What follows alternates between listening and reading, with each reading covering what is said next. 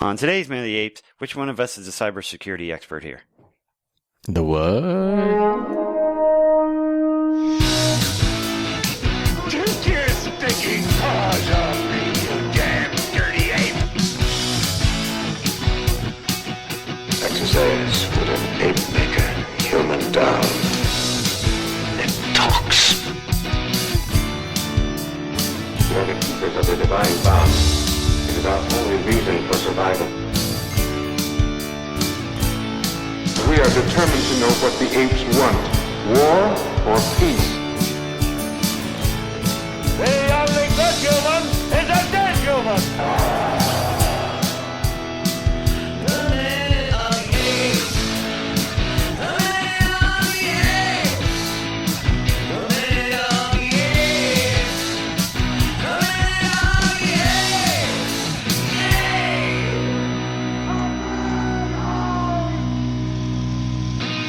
Hello and welcome to Minute of the Apes, a daily podcast where we break down every minute of the Planet of the Apes movies, 1 minute at a time. I'm Todd. Hey. That's Sean. Hello. Sir. Hey, everybody. That's it's Richard. Hey, we've got all three of us here.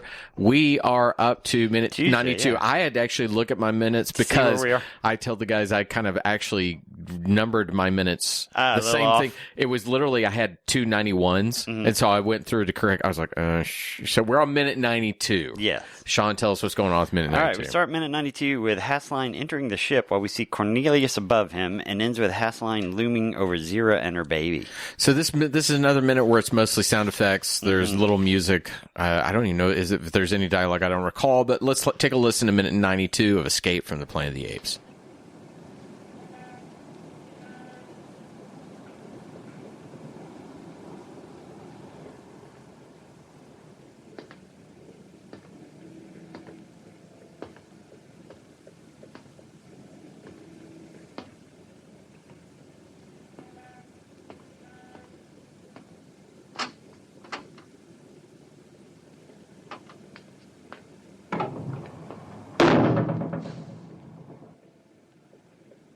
Cornelius?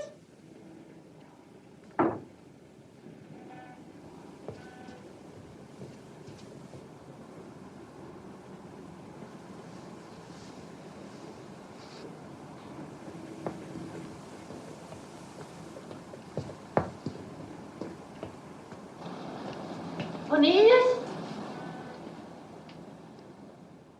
As minute 92, we have plans for the humans plus 3 living smart apes and 1 dead ape. I want to start the minute by saying this. We are often so critical of how these films have been made. I would at least like to say, whether we need more tension or explanation, this is a very well orchestrated minute. You can tell that director, assistant director, with all the comings and goings, how the cameras are tilting, the angles that are chosen. This is a very well constructed minute. How the cameras are tilting. We get the shot of Cornelius doing his kind of unique chimpanzee walk, right, going on the top, and then we get the shot of Hasline walking down the hallway of the cabins, and they tilted the camera to make it look like it's uneven or awkward, like it's like a nice little shot. So right before that, go back, because that's a nice canted angle that you're referring to, or Otto's coming, which if you'll go right here in that stuff, That's so low this is very nice. So that we have a shot of there was something right before that where it goes from Cornelius and it tilts down to Hasline. It's Hasline on the bottom, then it goes up to Cornelius. That, because you know what they've done is they've said, we want it to feel like you guys are so close. And so it's one shot, 2 different levels. One goes the other way, one goes, and it's the moment that they do, you can just hear an assistant director saying, and action, Go. Eric walk, blah, blah, blah, Roddy walk, and they know what to do. And the camera's tilting so that it's all one shot, but there's a ton of information. That's really nicely done. We're almost to a point of slapstick, though, with a Scooby-Doo thing where one guy's going one way, one guy's going the other thing. I think it was Aaron Sorkin who was talking about the West Wing, who said, like, to get a really good drama is you make it almost a comedy and then take it a step back from that. I can see that. Yeah. So Dane did put it in the script. Dane put in the script specifically the moment you hear the banging, and it's the banging of Hasline knocking a door open. He pops the door open. It's not in the same room that Zira's in, but it's close by. I thought the way they edited it made it sound like, or look like, he's going to kick open the door, and then she woke up and he's right there. To which I was going to say, again, what coincidence that they're showing up at the same place. But that's also a standard thing where we cut.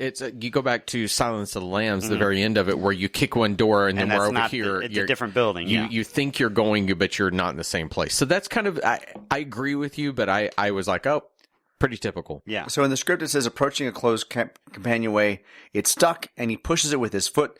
Suddenly, it springs open, slamming with a loud clang against the steel bulkhead. Zira springs to her feet and baby in her arms. Hasline remains frozen. He has heard Zira. So didn't you find, though, the kick almost comical? Because it's like one sort of and it bangs open. That weak-ass lock, a couple of tries. Yeah, to get it.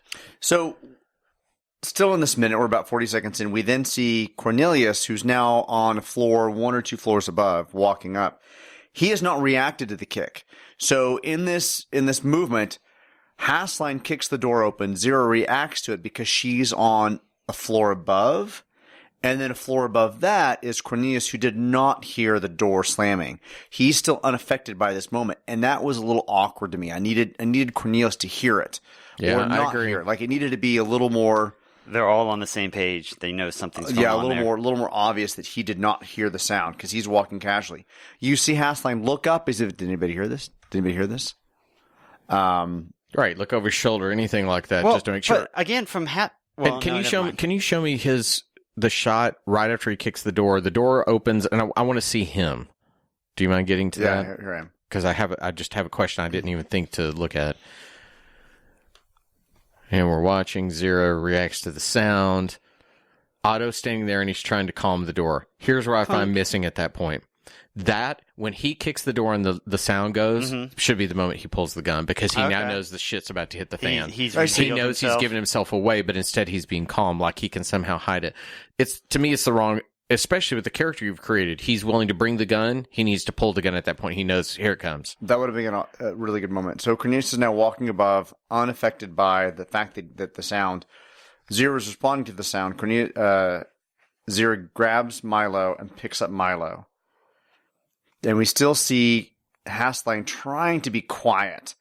And Zira is now trying to get out. She runs out of the room and she runs out onto the deck. Mm-hmm. She looks up, and what does she see?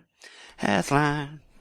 Dun, dun, dun. Okay, so another minute where it's pretty straight. In fact, I think we described every shot and every bit of action, and we're only 6 minutes into today's episode.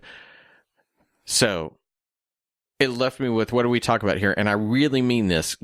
Take away the gun, and it's just Otto and Zira. And no baby Milo. It's just the two of them. Okay. Cage fight. Who wins? Well, if you go with true animal monkeys, strength, then she wins. Which, again, they should have been showing these characters as physically stronger than humans. And what you do is then you hide her being all, I'm tired from having my baby, but now you're threatening me, and I turn into a ball of fury. Can I see the upward angle of Hasline when we see him? Once again, he should have the gun in right his hand already. He has the power. He has the gun. Now, I know what they're going to do, because I realize we got to extend the chase, and that's going to come in if he had the gun. But that would be nice then if he hesitated for a moment in the eventuality of it and didn't shoot her, but should have something. Well, in following minutes, there will be some notes about his gun usage as well.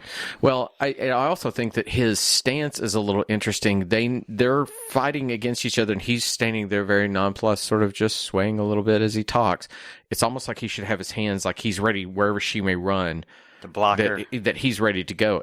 I find the interaction between them odd. I find that. And that's more in tomorrow's minute. I'll save that. But I just find kind of that they need to have a little more escalation at this point. The tension's there, and I think the tension's there. The tension's I'm there. Scared. I mean, we're showed up. Towards yeah, he's now just bumped. You're right. We're ending this minute with Zira and the baby and him up above. We know he's got a gun. I get that we could have dialed in that a little bit more and kind of honed in on the fact that he could have brought the gun out sooner. It was not explicitly given to me that Cornelius did not hear him. Yeah. I think the choreography of the scene does not show off that Zero, or Cornelius did not hear this and would not be responding to it, but Zero did. Right. I did not know where Hasline was in this shot when he was walking in the cabins. So when Zero walks out, she is on the bottom cabin that walks onto the deck. He's on a cabin above that so that he can look down upon her. Cornelius is somewhere higher than that. I'm not really looking sure. For stuff. I needed to know. Honestly, by the way he walked, I assumed he was on the same plane as she was. Like it just, the choreography was not there. This could have been storyboarded better. Yeah. And they might have discovered they needed to put the gun in there sooner. But for me, the reconnection of the characters in this movie is what's key. Yeah. I mean, this works because this story works. Could it have been told more efficiently and with more information and more subtext? Yes. Absolutely. There are tons of things that could have been in here that would have even made it that much better. We're ending this minute with me being just really upset about where everybody's left off, where these characters are. I don't have a Stevie or a Lewis nearby. Right. I've got my protagonist, my hero of the film, Zira, with her baby or a baby, and the villain with a gun. I mean, if you're thinking about where this movie frames, this is like the moment where you need to have the most like tension in just terms of this confrontation that you're ready for it to. I think what you just said too with that, Lewis or Stevie there, that is key to this because that's what you want to do is you want to create all these pieces, the Stephen King thing of you throw them up in the tree and see how they scamper and the rocks until they can scamper down. Well, basically all the rocks have hit the limbs and they have nowhere to go now. They're kind of suspended. There's nothing that's going to save us. And you feel that impending doom. And I will say that watching this in this manner, I was probably more upset this time by the truth of what happens in this film than I ever have been watching it before. Because as I watched it, I'm like, man, this is just, it is without a question the darkest of the films to this point. And how weird it is that it started so lighthearted. Right. And now it is like, shit. That Drunk is just monkeys and dressing up and everything. And now we've got a baby that's about to be murdered. Right. We went from Pretty Woman to like a murder thing. It's like, shit. That's harsh.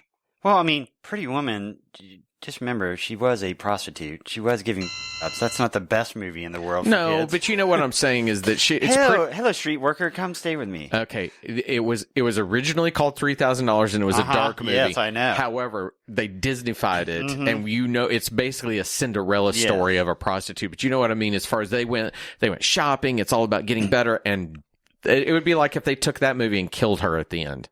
That was just a random left turn. We just that's the Deuce. That's also though. That's Sean with his useless information, and whenever he comes up and the useless information fits, and he confronts it. And is this Tuesday or Monday or Wednesday? This is Tuesday today. Man, I'm leaving today. I'm kind of upset today. Hoping for a hero moment at this time. I'm upset. You need somebody to save you. He needs a hero. I need a hero. Man, I'm going to turn this into a musical episode. Can we do that? Sure. All right, screw it. Let's go away, and we'll be back tomorrow. Everyone have a great day. Bye. Bye, everybody.